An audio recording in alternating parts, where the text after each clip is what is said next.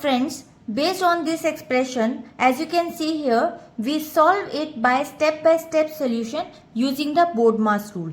BODMAS rule says first you have to solve brackets, then order, division, multiplication, addition and subtraction. Now we break it down this expression by the step-by-step explanation. To solve this, we work from innermost brackets, multiplication, addition and subtraction.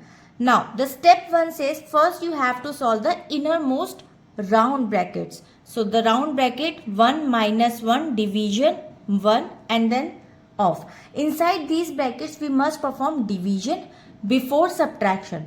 So first 1 divided by 1, that is 1, and then 1 minus 1 equals to 0.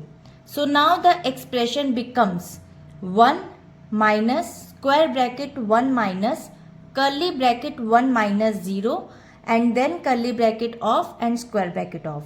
Now step 2. Solve for the curly bracket. As you can see here, curly bracket 1 minus 0, and you will solve 1 minus 0 is 1.